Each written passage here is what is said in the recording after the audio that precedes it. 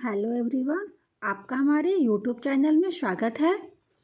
आज हम 2013 में हुए सीटेट पेपर फर्स्ट का सीडीपी का 30 क्वेश्चन यहाँ पर सॉल्व करेंगे। तो चलिए हम देखें पहला क्वेश्चन क्या है। निम्नलिखित में कौन सी संज्ञानात्मक क्रिया दी गई सूचना के विश्लेषण के लिए प्रयोग में लाई जाती है। 4 ऑप्शन यहाँ पे दिए हैं। पहला वर्णन करना, दूसरा पहचान करना, तीसरा अंतर करना, चौथा वर्गीकृत करना। तो इसका आंसर होगा थर्ड, अंतर करना। ठीक, दूसरा क्वेश्चन देखिए। राजेश अति लोलू पाठक है। वह अपने कोर्स की पुस्तकें पढ़ने के अतिरिक्त प्रायः पुस्तकालय जाता है और भिन्न प्रकरणों पर पुस्तकें पढ़ता है। इतना ही नहीं, राजेश भोजन अवकाश में अपने परियोजना कार्य करता है।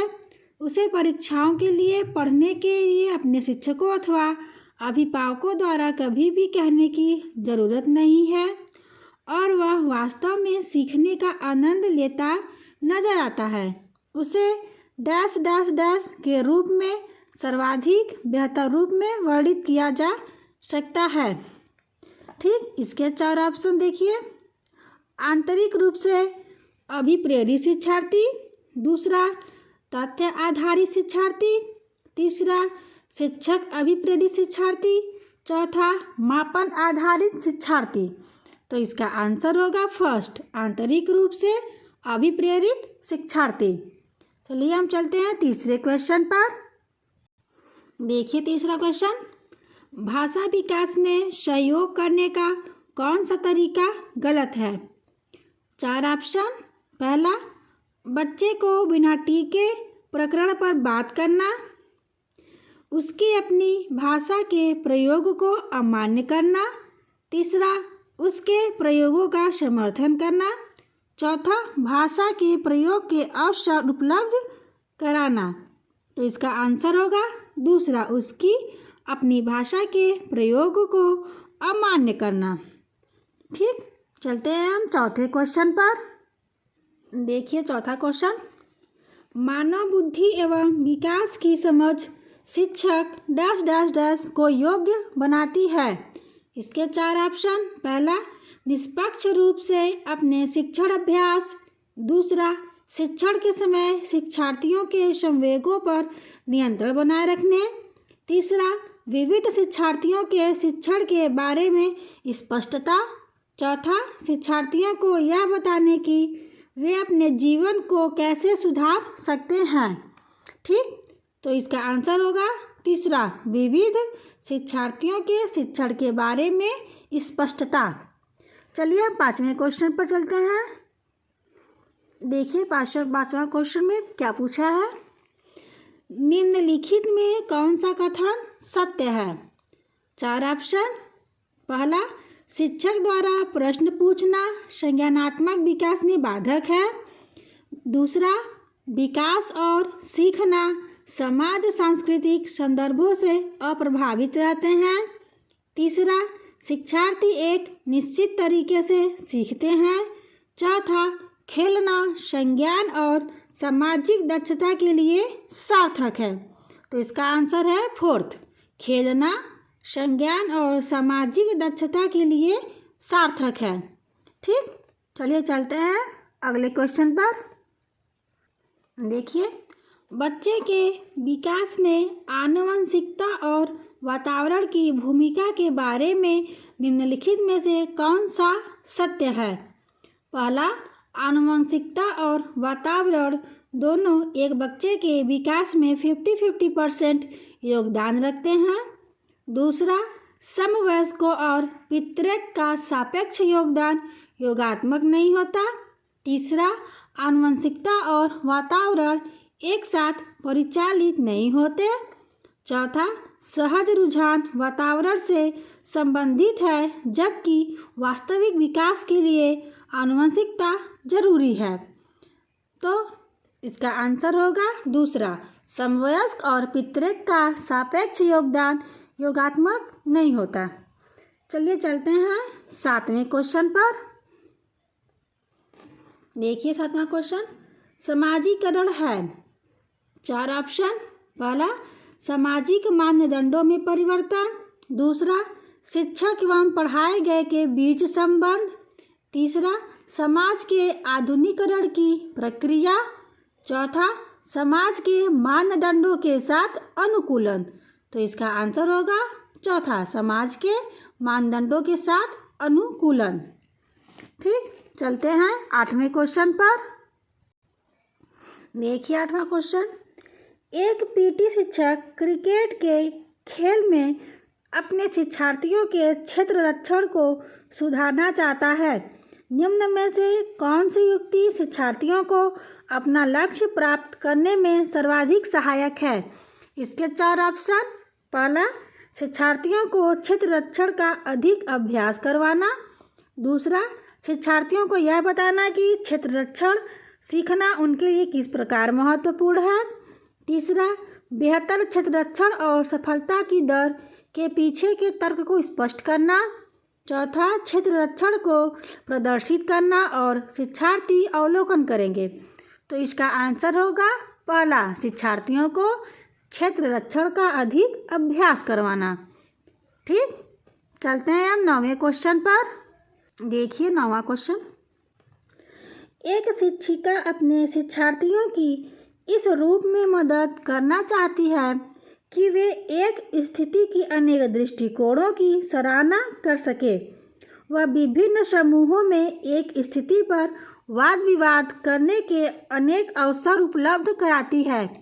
वाइगोत्स्की के परिप्रेक्ष्य के अनुसार उसके शिक्षार्थी विभिन्न दृष्टिकोणों को डैश डैश डैश करेंगे और अपने तरीके से उस स्थिति में अनेक परिप्रेक्ष्य विकसित करेंगे। 4 ऑप्शन। पहला, तर्कसंगत। दूसरा, आत्मसात। तीसरा, निर्माण। चौथा, सक्रियकरण। तो इसका आंसर होगा दूसरा, आत्मसात। ठीक, चलते हैं अब 10वें क्वेश्चन पर। देखिए 10वां क्वेश्चन, सीता ने हाथ से दाल और चावल खाना सीख लिया है। जब उसे दाल और चावल दिए जाते हैं तो वह दाल चावल मिलाकर खाने लगती है। उसने चीज़ों को करने के लिए अपने स्कीमा में दाल और चावल खाने को डैश डैश डैश कर लिया है। इसके 4 ऑप्शन। पहला, अंगीकार। दूसरा, समायोजित। तीसरा, अनुकूलित। चौथा, समुचितता। तो इसका आंसर होगा थर्ड, अनुकूलित। ठीक, चलते हैं अब 11वें क्वेश्चन पर। देखिए 11वां क्वेश्चन, डैश डैश डैश के अतिरिक्त बुद्धि के निम्नलिखित पक्षों को स्टर्नबर्न के त्रितंत्र सिद्धांत में संबोधित किया गया है। 4 ऑप्शन। पहला, संदर्भगत। दूसरा, अवयवभूत। तीसरा, सामाजिक। चौथा, आनुभाविक। ठीक, तो इसका आंसर होगा संदर्भगत, यानी फर्स्ट इसका आंसर है। संदर्भगत को छोड़कर अवयवभूत, सामाजिक, आनुभाविक ये स्टर्नबर्ग के त्रितंत्र सिद्धांत को संबोधित करते हैं। अब चलते हैं 12वें क्वेश्चन पर। देखिए 12वां क्वेश्चन, हावर्ड गार्डनर का बुद्धि का सिद्धांत डैश डैश डैश पर बल देता है। 4 ऑप्शन। पहला, शिक्षार्थियों में अनुबंधित कौशलों। दूसरा, सामान्य बुद्धि। तीसरा, विद्यालय में आवश्यक समान योग्यताओं। चौथा, प्रत्येक व्यक्ति की विलक्षण योग्यताओं। तो इसका आंसर होगा चौथा, प्रत्येक व्यक्ति की विलक्षण योग्यताओं। ठीक, चलते हैं अब 13वें क्वेश्चन पर। देखिए 13वां क्वेश्चन, थ, फ, च ध्वनियाँ हैं। 4 ऑप्शन। पहला, स्वनिम। दूसरा, रूपिम। तीसरा, लेखिम। चौथा, शब्दिम। तो इसका आंसर होगा पहला, स्वनिम। ठीक, थ, प, च ध्वनियाँ स्वनिम हैं। अब चलते हैं 14वें क्वेश्चन पर। देखिए, कक्षा में जेंडर रूढ़िबद्धता से बचने के लिए एक शिक्षक को 4 ऑप्शन। पहला, लड़कों को जोखिम उठाने और निर्भीक बनने के लिए प्रोत्साहित करना। दूसरा, लड़के लड़कियों को एक साथ अपारंपरिक भूमिकाओं में रखना चाहिए। तीसरा, अच्छी लड़की अच्छा लड़का कहकर शिक्षार्थियों के अच्छे कार्य की सराहना करनी चाहिए। चौथा, कुश्ती में भाग लेने के लिए लड़कियों को निरुत्साहित करना। तो इसका आंसर होगा दूसरा, लड़के लड़कियों को एक साथ अपारंपरिक भूमिकाओं में रखना चाहिए। ठीक, चलते हैं आप 15वें क्वेश्चन पर। देखिए 15वां क्वेश्चन, विद्यालयों को किसके लिए वैयक्तिक भिन्नताओं को पूरा करना चाहिए? 4 ऑप्शन। पहला, वैयक्तिक शिक्षार्थी को विशिष्ट होने की अनुभूति कराने के लिए।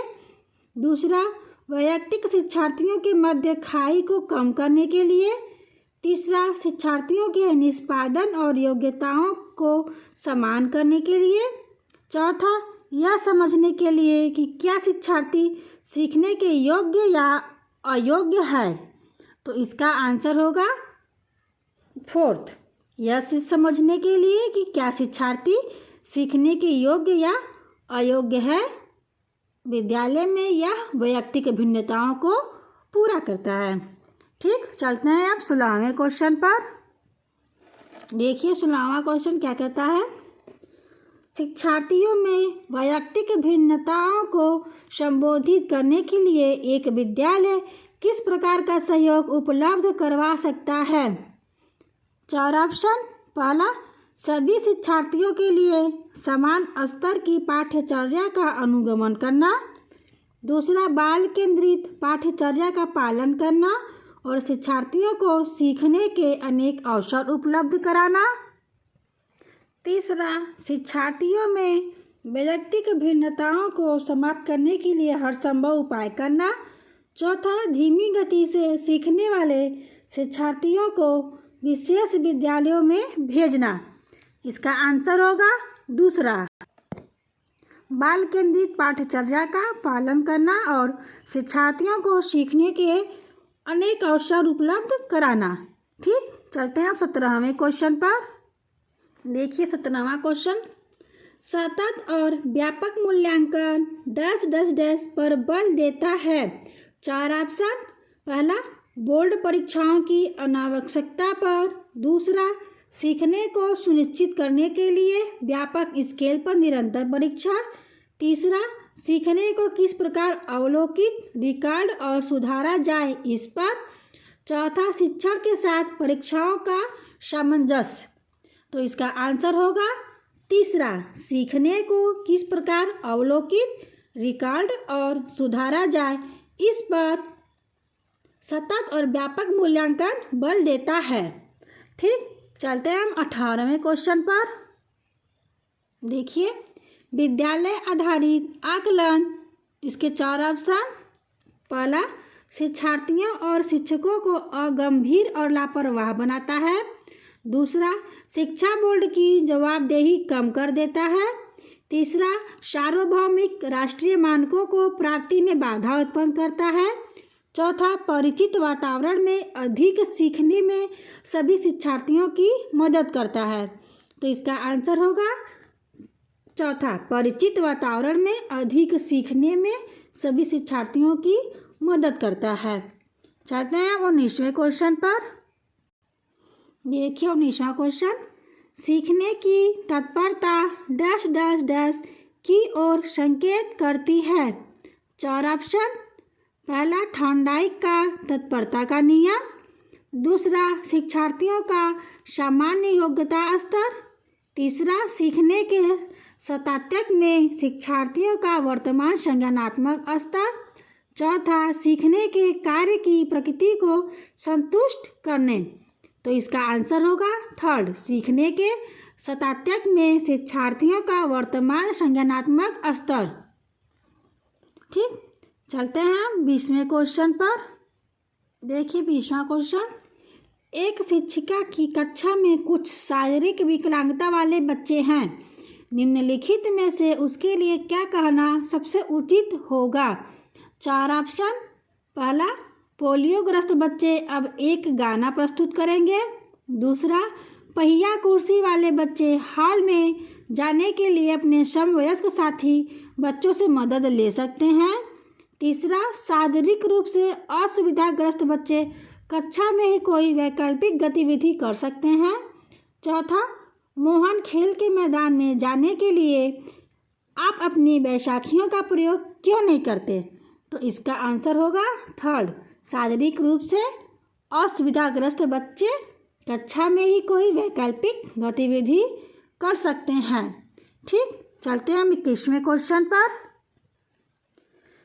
देखिए, डैश डैश डैश के अतिरिक्त निम्नलिखित सभी के कारण अधिगम अक्षमता उत्पन्न हो सकती है। 4 ऑप्शन। पहला, सांस्कृतिक कारक, दूसरा सेरेब्रल डिसफंक्शन, तीसरा संवेगात्मक विघ्न, चौथा व्यवहारगत विघ्न। इसका आंसर होगा सांस्कृतिक कारक, यानी कि पहला इसका आंसर है। ठीक, चलते हैं हम 22वें क्वेश्चन पर।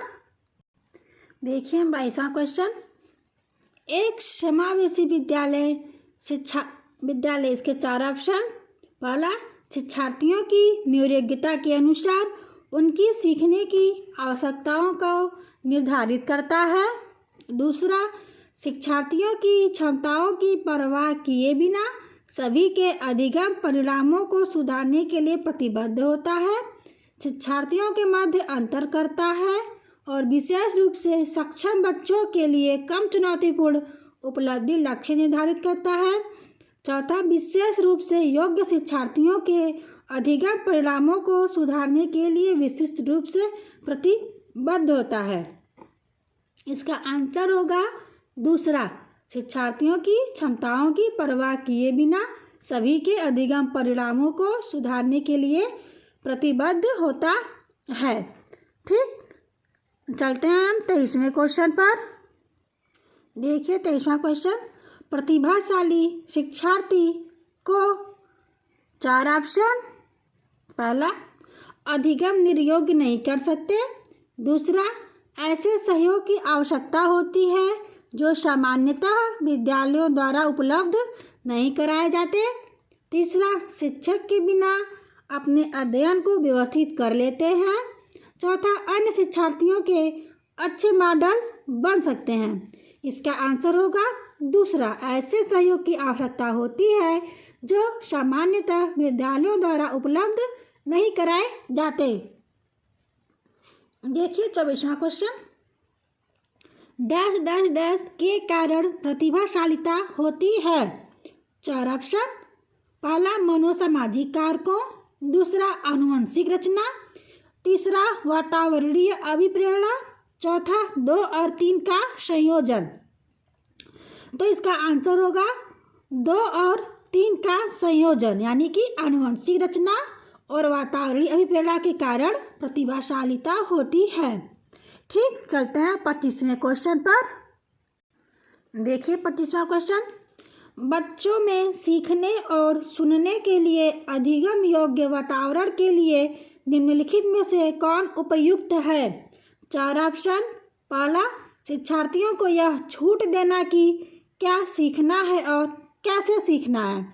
दूसरा, एक लंबे समय के लिए निष्क्रिय रूप से सुनना। तीसरा, निरंतर गृह कार्य देते रहना। चौथा, सीखने वाले द्वारा व्यक्तिगत कार्य करना।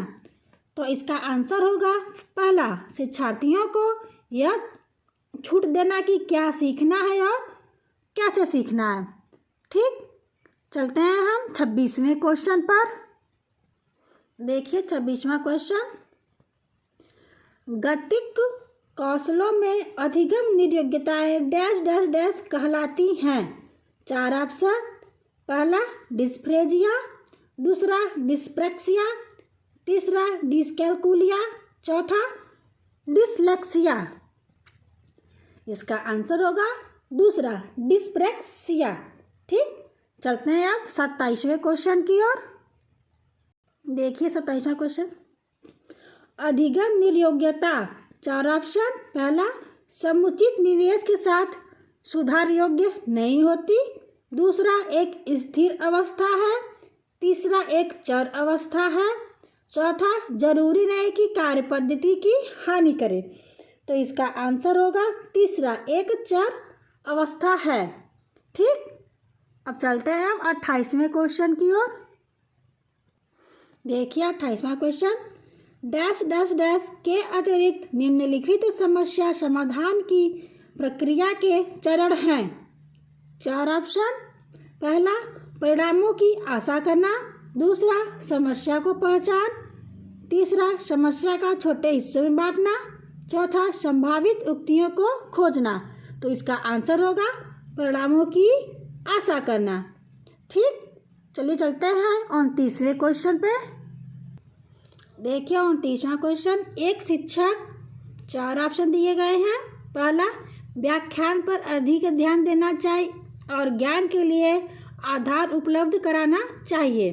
दूसरा, शिक्षार्थियों द्वारा की गई त्रुटियों को एक भयंकर भूल के रूप में लेना चाहिए और प्रत्येक त्रुटि के लिए गंभीर टिप्पणी देना चाहिए।